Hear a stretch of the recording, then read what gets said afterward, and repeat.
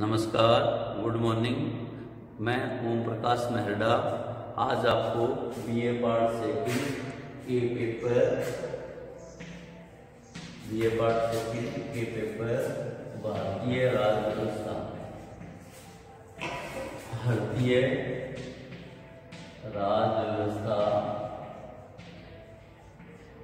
के शीर्षक भारतीय राज्य व्यवस्था के शीर्षक संघीय कार्यपालिका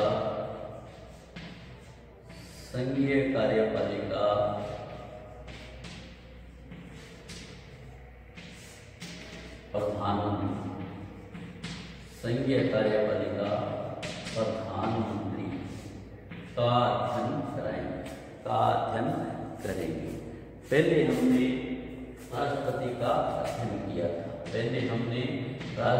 का अध्ययन किया था। राष्ट्रपति का निर्वाचन किस प्रकार से होता है, नियुक्ति किस प्रकार से होती है, उनके कार्य क्या है, शक्तियाँ क्या है, इस प्रकार से हमने अध्ययन किया था। आज हम करेंगे प्रधानमंत्री एवं मंत्रिपरिषद से सैद्धांतिक जो बात करते हैं। सैद्धांतिक रूप से भारतीय संविधान द्वारा समस्त कार्यपालिका शक्तियाँ राष्ट्रपति में निहित मानी गई है।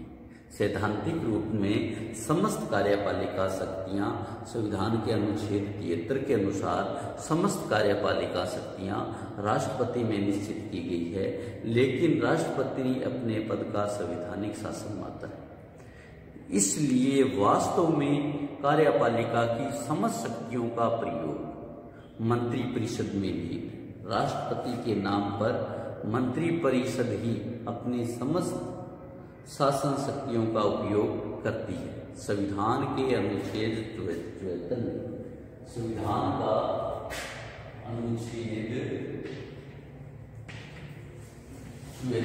में इस बात को उल्लेख किया गया है। अनुच्छेद 74 में ये बात समझाने की कोशिश की गई है कि राष्ट्रपति को उसके कार्यों के संपादन में सहायता और परामर्श देने के लिए मंत्रिपरिषद होगी और जिसका प्रधानमंत्री होगा। संविधान का अनुच्छेद कहता है राष्ट्रपति को उसके कार्यों में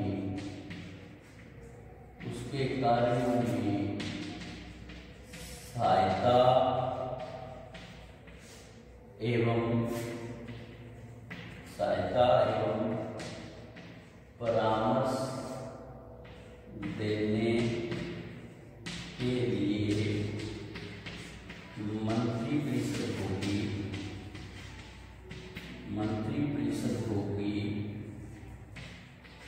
और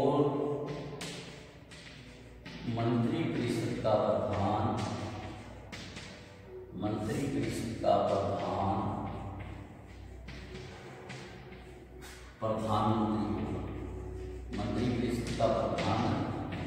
प्रधानमंत्री होगा।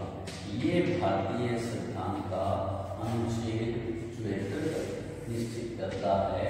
भारतीय संविधान के अनुच्छेद 74 में यह बात कही गई है कि राष्ट्रपति को उसके कार्यों के संपादन में सहायता और परामर्श देने के लिए मंत्रिपरिषद होगी और मंत्रिपरिषद का प्रधानमंत्री होगा। अब भारत में चूंकि संसदीय शासन व्यवस्था अपनाई गई है, हम इसे संसदीय शासन व्यवस्था या मंत्रिमंडलात्मक शासन व्यवस्था भी कह सकते हैं, क्योंकि सारे काम मंत्रिपरिषद द्वारा किए जाते हैं। तो इसलिए संस्थात्मक शासन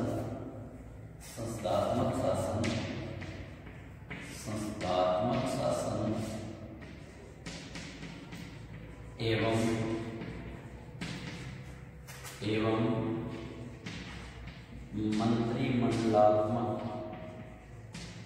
मंत्रिमंडलात्मक शासन की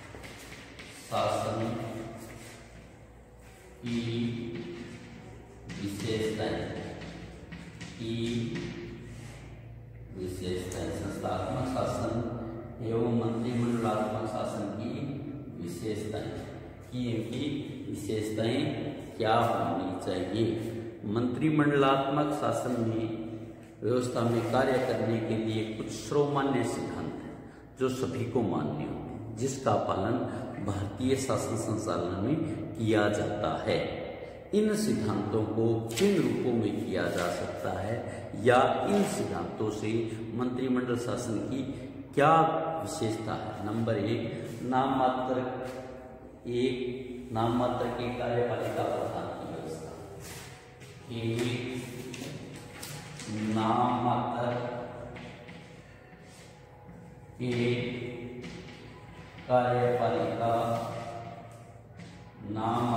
कार्यपालिका प्रधान की व्यवस्था। एक नाम मात्र कार्यपालिका प्रधान की व्यवस्था। ऐसे प्रधान की व्यवस्था की गई है जो नाम मात्र का है, हम उसे राष्ट्रपति कह सकते हैं। नंबर 2, व्यवस्थापिका और कार्यपालिका में अभिन्न संबंध। व्यवस्थापिका और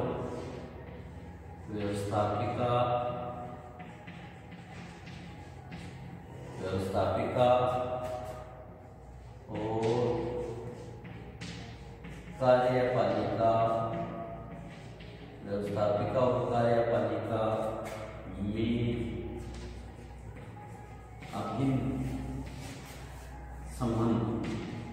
अभिन्न संबंध, दोनों में व्यापक संबंध है। व्यवस्थापिका के अनुसार कार्यपालिका अपने कार्य करती है। नंबर 3, मंत्रिपरिषद की राजनीतिक एकता।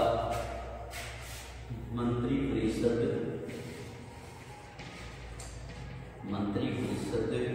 की राजनीतिक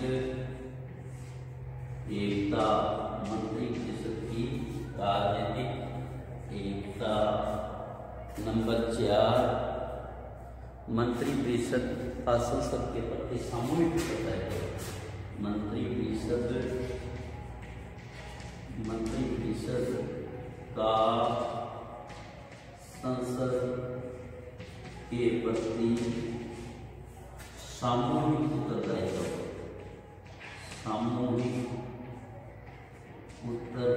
मंत्रिपरिषद का संसद के प्रति सामूहिक उत्तरदायित्व। नंबर 5, समस्त शासन व्यवस्था पर प्रधानमंत्री का नेतृत्व। समस्त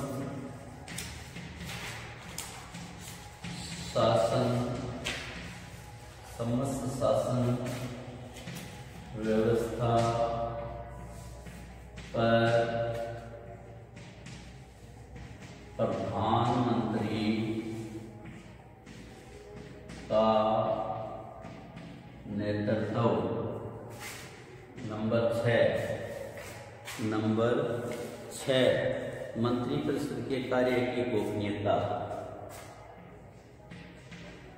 मंत्रिमंडल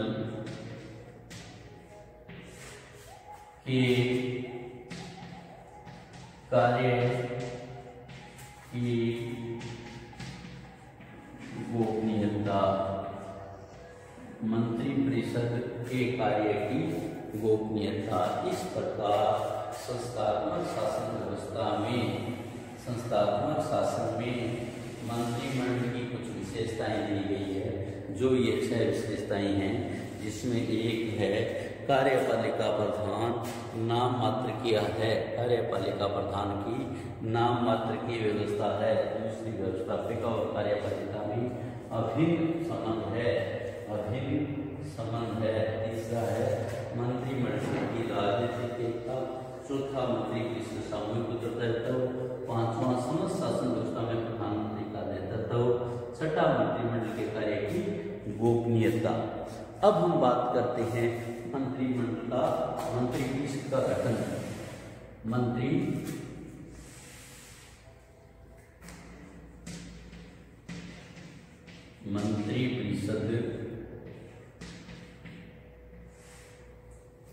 का गठन। भारतीय शासन व्यवस्था में मंत्रिपरिषद का गठन किस प्रकार किया जाता है? भारतीय संविधान में प्रधानमंत्री और मंत्रिपरिषद की नियुक्ति तथा उनकी स्थिति के संबंध में बहुत कम उल्लेख किया गया है। अधिकांश में इस प्रकार की व्यवस्था परंपरा पर छोड़ दी गई है। मंत्रिपरिषद में एक प्रधानमंत्री और विभिन्न श्रेणियों के मंत्री होंगे। मूल संविधान में मंत्रियों की संख्या निश्चित नहीं की गई, किंतु 91 संविधान संशोधन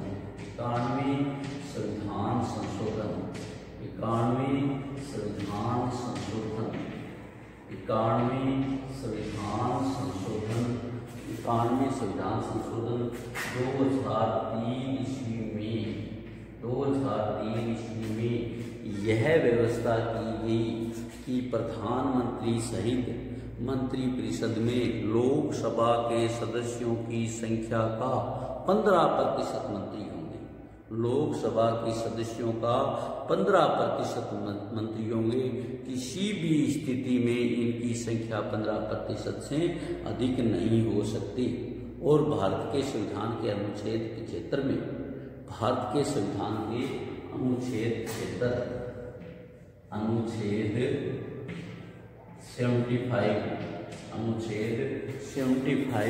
इस बात की व्यवस्था करता है, इस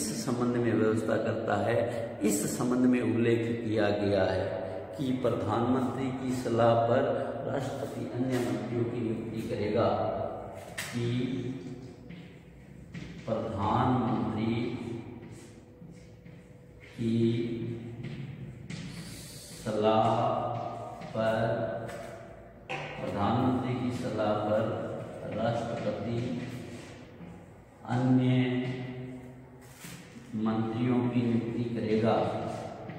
मंत्रियों की नियुक्ति करेगा। नंबर दो मंत्रिपरिषद राष्ट्रपति के पश्चात अपने पद पर रहेंगे। मंत्रिपरिषद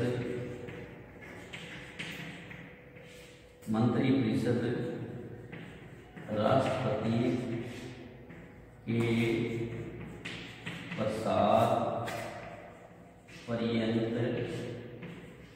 अपने पद पर रहेंगे। नंबर 3 मंत्रिपरिषद सामूहिक रूप से लोकसभा के पद के उत्तरदायी होंगे। नंबर 3 मंत्रिपरिषद सामूहिक रूप से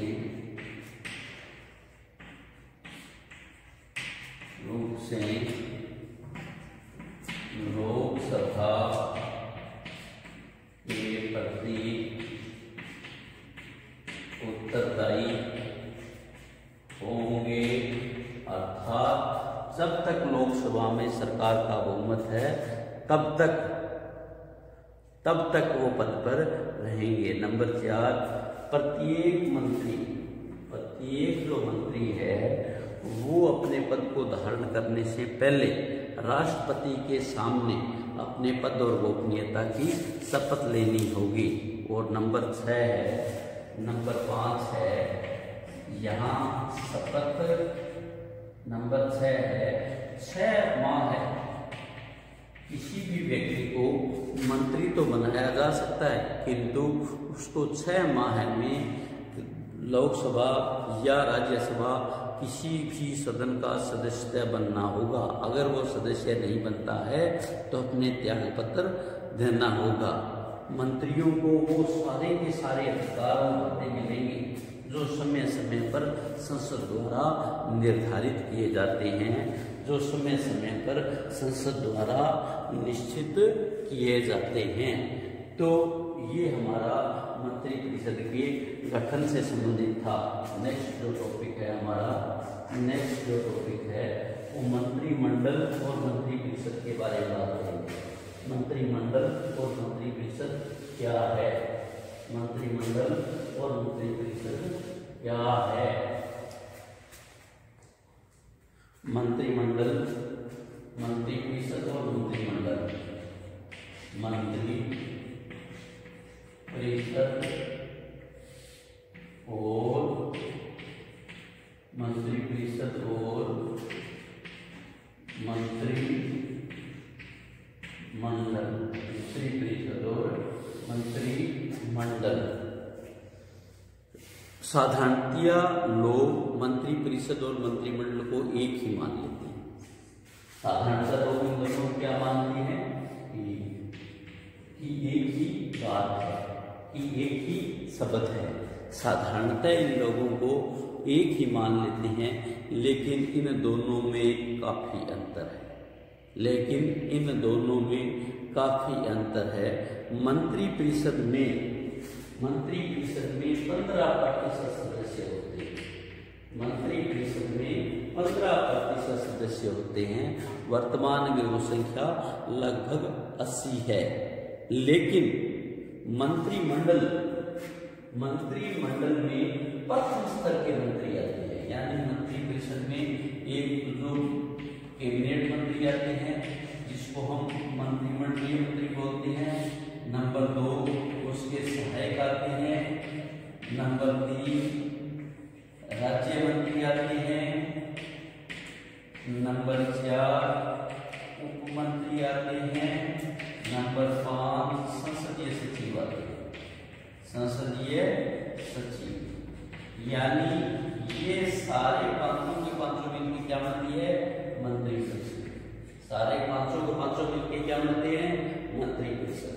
और जो इनका प्रथम स्तर है, जो विभाग का अध्यक्ष होता है, वो मंत्रिमंडल बोलते हैं, या हम इसको बोलते हैं कैबिनेट, या हम इसको क्या बोलते हैं? कैबिनेट। या तो मंत्री या फिर हम क्या बोलेंगे? कैबिनेट। मंत्री या फिर कैबिनेट। प्रथम देखिए, मंत्रिमंडल मतलब प्रथम स्तर के सदस्य मंत्री जो मंत्रिमंडल कहलाते हैं, और ये कैबिनेट सदस्य होते हैं। इनकी संख्या 12 से 32 होती है। इनकी संख्या 12 से 32 होती है। जैसे इनकी संख्या ऐसी है ना, 91 संविधान संशोधन के अनुसार 15%। मंत्री परिषद के तो 80 सदस्य है, जबकि कैबिनेट में क्या है? इनकी संख्या 12 से 32 तक होती है। साधारणतः ये मंत्री किसी न किसी प्रमुख विभाग के अध्यक्ष होते हैं। दूसरे ऐसे मंत्री आते हैं जो मंत्रिमंडलीय स्तर के तो मंत्री होते हैं, पर कैबिनेट के सदस्य नहीं होते। ये मंत्री भी विभागों के अध्यक्ष होते हैं, और मंत्रिमंडल के प्रधान के समान वेतन मिलता है। मंत्रिमंडल की बैठकों में इनका अधिकार नहीं होता, और प्रधानमंत्री के आदेश से हम अलग अलग विभाग का अध्यक्ष होते हैं। समाज कल्याण, सिंचाई, विद्युत, इन जो विभागों के अध्यक्ष होते हैं वो इस स्तर के मंत्री होते हैं, जो इस लेवल के मंत्री होते हैं। तीसरी श्रेणी के, जैसा मैंने शुरू में बताया, तीसरी श्रेणी के राज्य मंत्री होते हैं, जिनकी स्थिति पूर्ण मंत्री या उप मंत्री के बीच की होती है। यानी इससे और इसके बीच की तरीका कौन होंगे? राज्य मंत्री। ये स्वतंत्र प्रधान के रूप में कार्य किया जाता है। प्रधानमंत्री द्वारा इस श्रेणी के मंत्रिमंडल को मंत्रियों की बैठकों में आमंत्रित किया जा सकता है, जबकि उनके विभाग के संबंधित पर्सन मंत्रिमंडल के विचारक होते हैं। चौथे जो मंत्री आते हैं, उप मंत्री। राज्य मंत्री से नीचे वाली श्रेणी उप मंत्री होती हैं। ये ज्येष्ठ मंत्री यानी अपने ऊपर वाले मंत्री के अधीन रहते हुए कार्य करेंगे। पांचवा है उप मंत्रियों के नीचे संसदीय सचिव होती है, जो विभाग के प्रशासनिक कार्यों को देखते हैं। इस प्रकार हम इस पूरे सामूहिक रूप को तो बोलेंगे मंत्री। इसमें जो प्रथम होगा वो मंत्रिमंडल होगा, दूसरे होंगे जो अलग अलग बोर्डों के अध्यक्ष होंगे, तीसरे होंगे राज्य मंत्री, चौथे होंगे उप मंत्री, पांचवें होंगे संसदीय सचिव। ये होते हैं अपने विभाग के अध्यक्ष, ये होते हैं अपने विभाग को देखने वाले, ये होते हैं डिपार्टमेंट के अध्यक्ष। ये राज्य मंत्री की सहायता के लिए होते हैं, इनकी सहायता के लिए उप मंत्री होते हैं। और संसदीय सचिव प्रशासनिक तथा संसदीय कार्यवाहियों को संपन्न करने में अपनी महत्वपूर्ण भूमिका निभाते हैं। इस प्रकार आज हम इतना ही करेंगे, जिसमें प्रधानमंत्री जिसमें हमें संसदीय शासन व्यवस्था का उल्लेख किया, मंत्रिमंडलीय शासन की विशेषताओं की बात की, मंत्रिमंडल का गठन में कितने मंत्री होने चाहिए और मंत्रिमंडल परिषद तथा मंत्रिमंडल क्या है, इन 3 सत्रों की बातें की। कल जो हम अध्ययन करेंगे वो मंत्रिमंडल की शक्तियों का करेंगे। तब तक घर में रहे, सुरक्षित रहे। धन्यवाद।